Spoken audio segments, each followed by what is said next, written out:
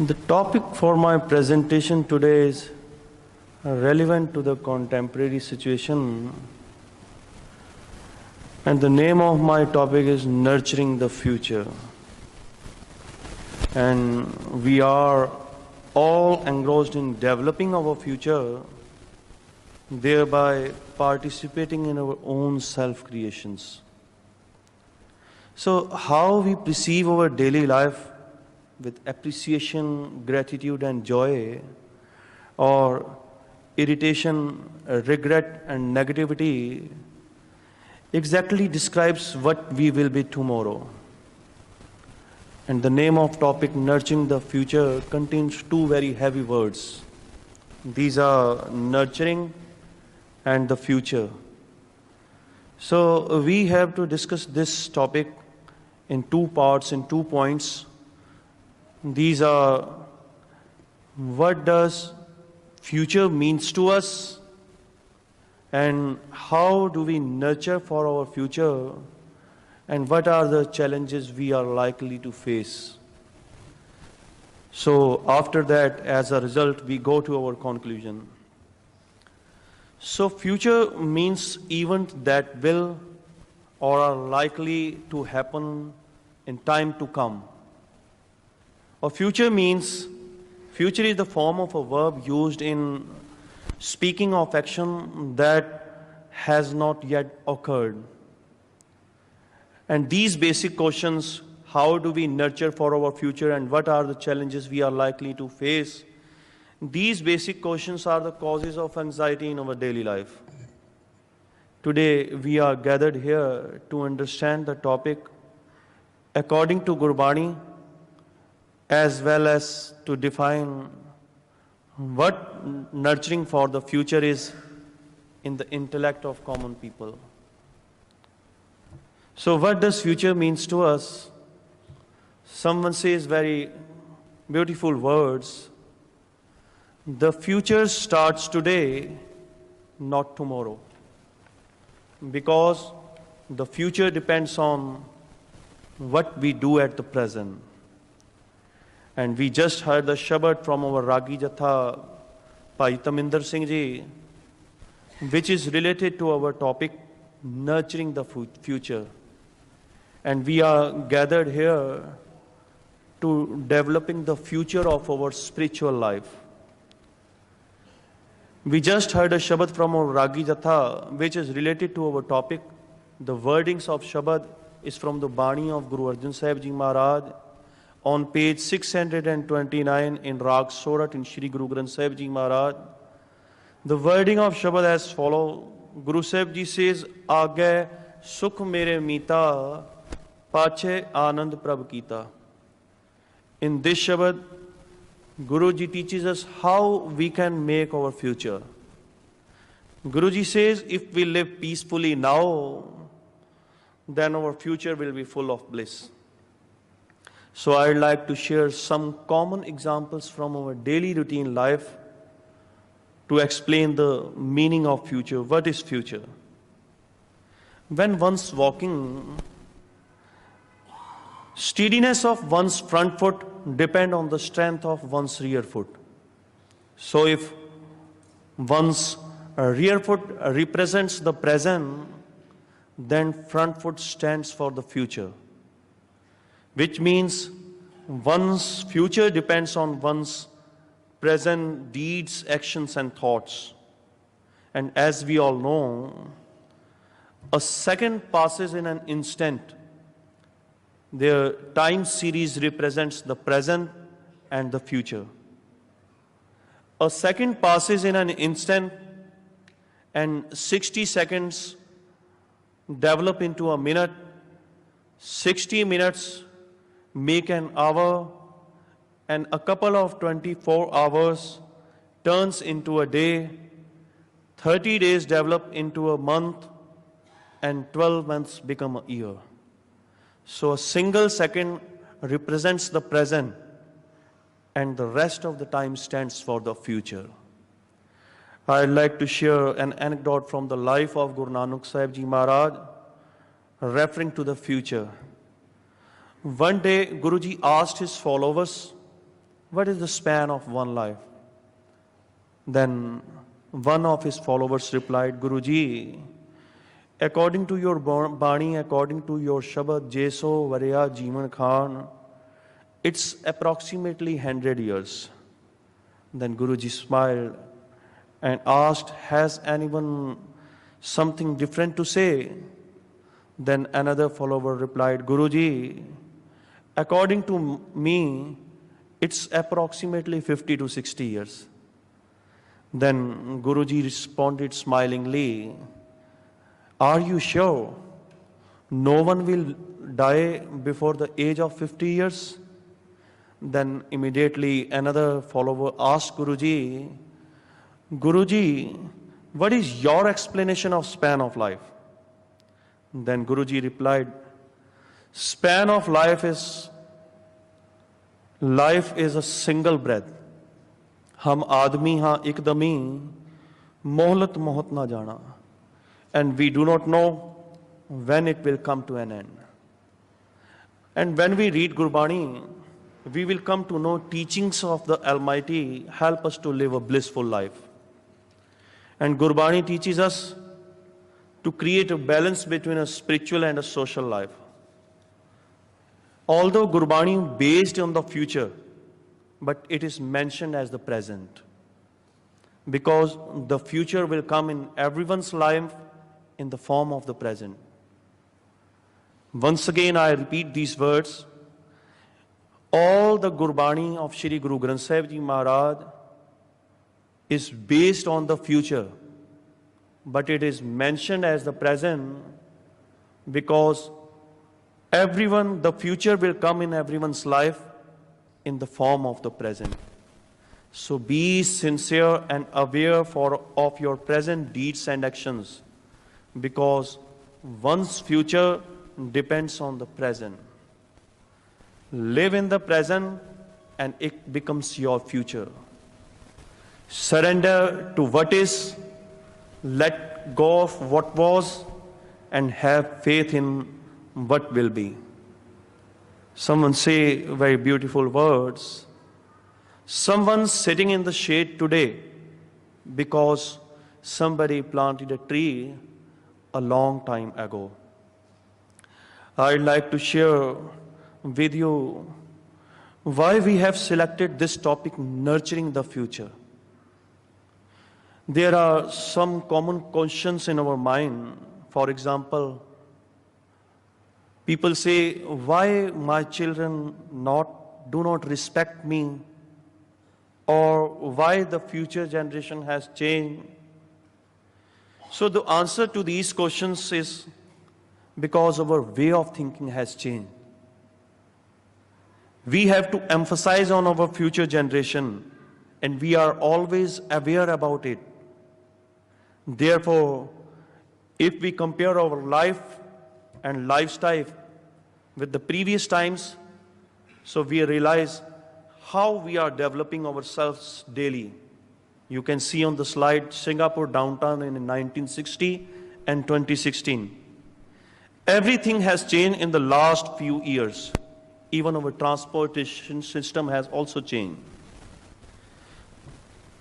This change in the previous time, our lifetime in previous time was very simple. However, currently we are living a luxurious life. In the previous time, lived in muddy houses, but now have the luxury of bungalows, condominium, and flats and apartments. Previously, we used bullock carts, rickshaws, and some other sources for traveling. But currently, we use motorcycles, cars, buses, and trains. In earlier times, we wrote a letter to send our messages to others, and it took a long time. But now, we send our messages in a minute through WhatsApp, email, Facebook, and Twitter. Even ways of worship have also changed, because previously we could only worship in temple and holy places, but today we can worship at home and also by means of TV, mobile, CD, and internet. And this progression of human mind is the result of the chain. We can easily perceive that currently children are more educated than their parents. Children are more educated than their parents, more knowledgeable than their parents. And this education makes our life easier and comfortable.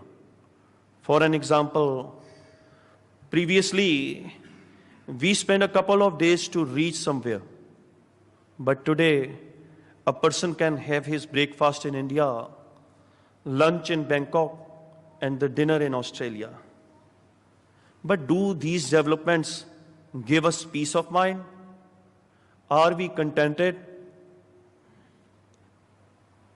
We are living in a so-called civilized culture, but we have not attained the divine values, or we can say we are far from these divine values. And I am served as a religious preacher since 2003, and my observation is that we are very conscious about our children. We teach them to become a rich, but not to become a contented. And in Gurbani, Guru Sahib Ji says, no one is satisfied without contentment. In the Bani of Sukhmani Sahib, Guru Arjan Sahib Ji says, Bina santokh nahi ko rajai, supan manorath brite sab kaje. We teach them to go through life, but not to growing through life. We feel proud to provide them higher studies, but forget to teach them the value of spirituality and heritage. I remember someone telling me a story about a son and his father. How do we nurture for our future, and what are the challenges we are likely to face? This story refers that. A rich dad took his son on a trip to a village. He wanted to show him how privileged his son was. And on their return from the trip, he asked his son, how was the trip? Then his son replied, Father, it was great. It's an amazing trip. Then his father asked, what did you learn from the trip? Then his son replied, Father, we have a dog. However, they have 4. We have a swimming pool, but they have a river. We buy food from the supermarkets, but they grow theirs. We have lights to decorate, but they have stars. We close our front door to keep us safe, but they have friends. We have mobile and television to pass time, but they spend their time with family. We have time to attain worldly success, but they spend their time with family. We have time to attain worldly success, but they have time for the worship of God. The boy's father was speechless while his son was talking, and he realized something. Then his son added, thanks, Dad, for showing me how poor we are. It's not money that makes us rich. It is simplicity, love, compassion, friendship, family, and our relationship with God that makes our life rich and contented. And after listening to this story, hopefully we will understand what the father wanted to show his son and what the son observed in the process. What was the difference between their thoughts? We have to analyze ourselves as we are like the father and his son. Who are the real rich? What is the explanation of Gurbani regarding to this?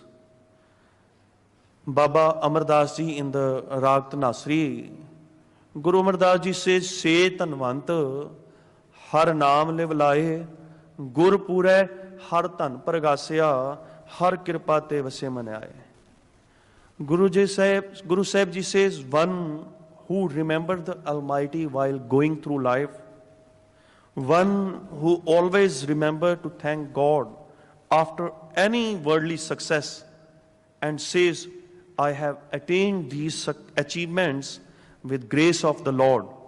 they are the real rich, they are the real wealthy person in this world. But in the current situation, it is very difficult to remember God, because normally we gave these common excuses that we are very busy or we do not have a time for worship. And these types of comments are the causes of separation from God and isolate us from the society and humanity. I'd like to share another historical event from the life of great personality Edmund Hillary.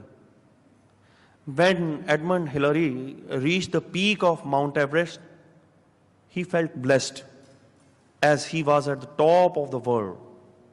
He felt as proud as he was the first person to reach there. First, he enjoyed the fresh air and looked at the beauty of creation. Mountains were covered with snow.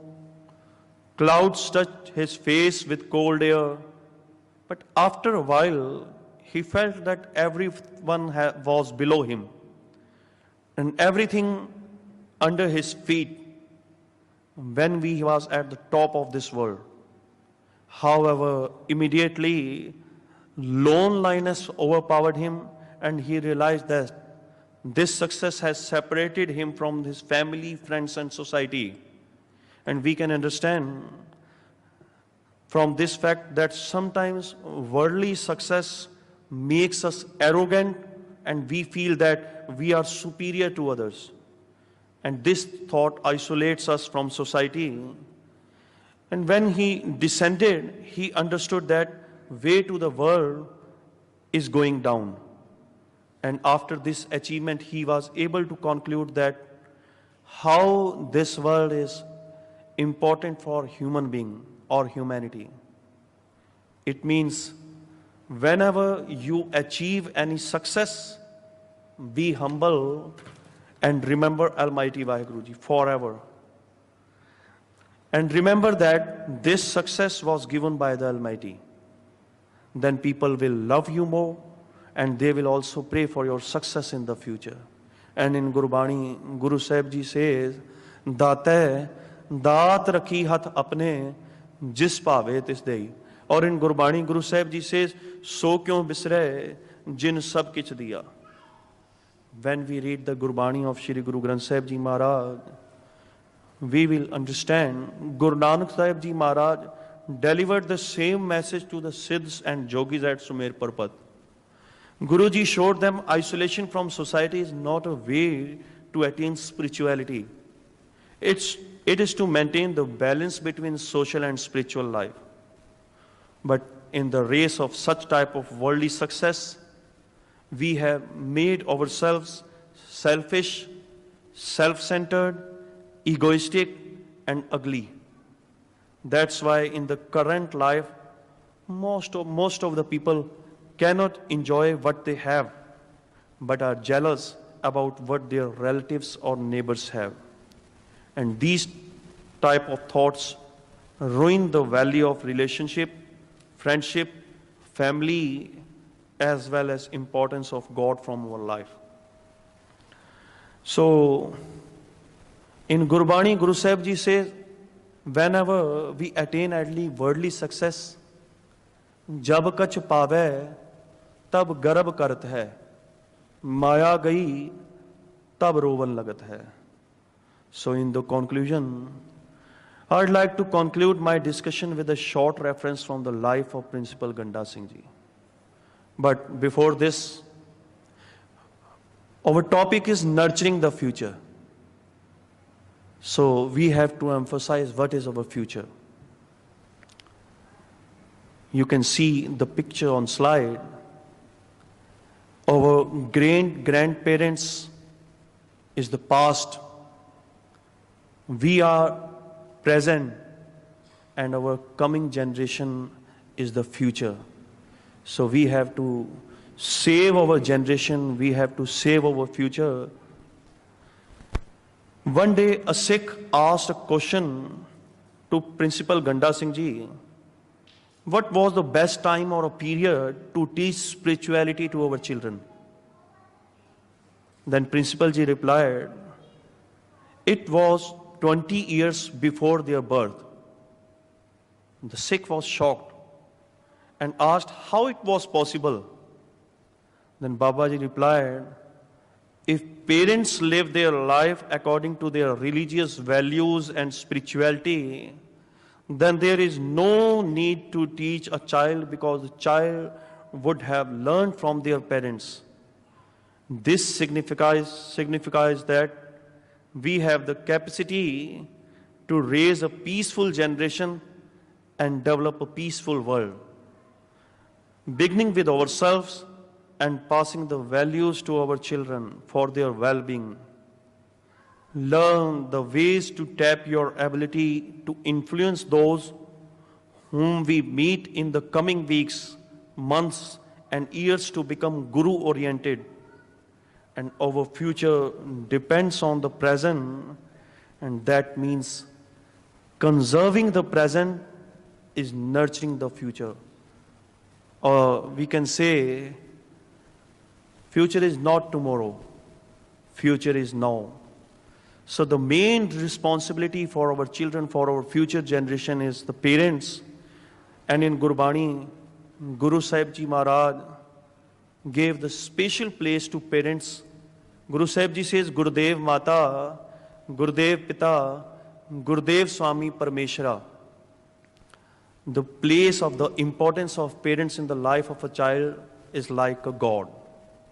So I'd like to request once again Ragi Jatha Bhai Taminder Singh Ji, they sing a Shabad from the Bani of Shri Guru Granth Sahib Ji Maharaj for the better understanding of our topic, Tu Mera Pita, Tu Hai Mera Mata, Tu Mera Bandha, Tu Mera Prata.